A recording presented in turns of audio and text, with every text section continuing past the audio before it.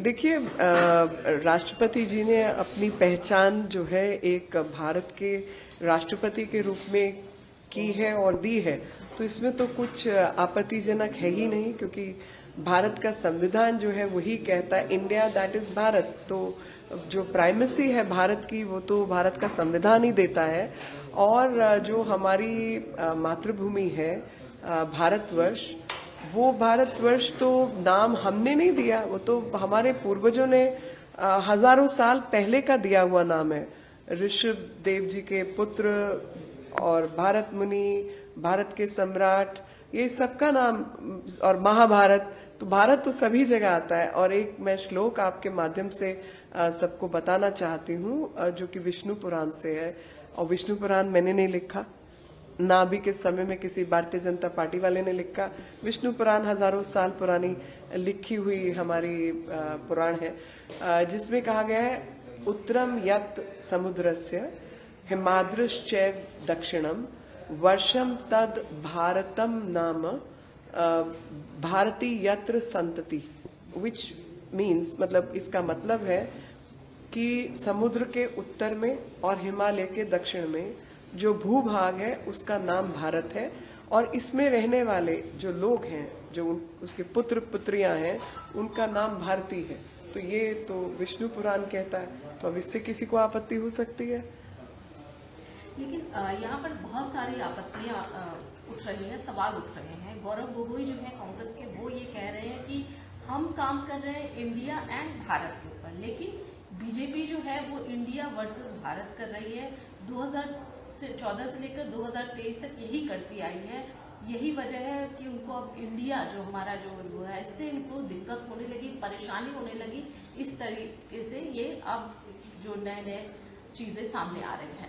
देखिए, गौरव गोगोई जी को मैं एक बात आपके माध्यम से कहना चाहती हूँ कि यूपीए अपनी रीब्रांड करके अपने आप को I.N.D.I.A नहीं कर सकती। भारत बहुत पवित्र देश है और हम सब भारतीय हैं। भले ही इंडिया नाम हमें किसी और ने दिया हो, लेकिन इंडिया इनका नाम नहीं है, और ये भी जानते हैं ये भारत नहीं है, ये इंडिया भी नहीं है। इसीलिए इन्होंने अपने आप को I.N.D.I.A रखा है, क्योंकि ये भारत को रिप्रेजेंट नहीं करते। ये उस भ्रष्टाचारी गठबंधन को रिप्रेजेंट करते हैं जिसका नाम यूपीए है।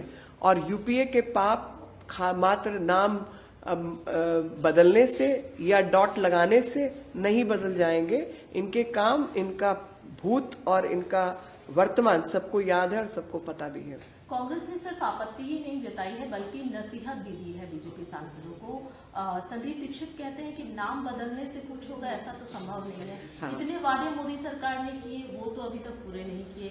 और जो बीजेपी सांसद है, क्योंकि चुनाव तो उन्हें भी लड़ना है, जनता के समक्ष उनको भी जाना है, तो वो उस पर फोकस करे। तो मैं इन सब लोगों को बताना चाहती हूँ कि भारत का संविधान ही उठा के पढ़ लेते। ये नाम हमने नहीं दिया जी, ये नाम हमारे पूर्वजों ने इस देश को दिया है। ये नाम स्वतः ही इस देश को मिला है, इस धरती को मिला है, और भारत के संविधान में लिखा है इंडिया दैट इज भारत। तो जिनको अंग्रेजी ज्यादा आती है, हिंदी कम आती है, उनको भी ये पता है कि इंडिया जो कि भारत है, यानी भारत मूल में है, ऐसा भारत के संविधान में लिखा है। हमने कोई नाम नहीं बदला। तो नाम बदलने का प्रयास आपने किया है, और भारत की जो क्षमताएं हैं उसको इंडिया के नाम से आपने हथियाने का भी काम किया। लेकिन आप जानते हैं इंडिया नाम तो आपका हो नहीं सकता, आपकी एग्जिस्टेंस ही सस्पिशियस है।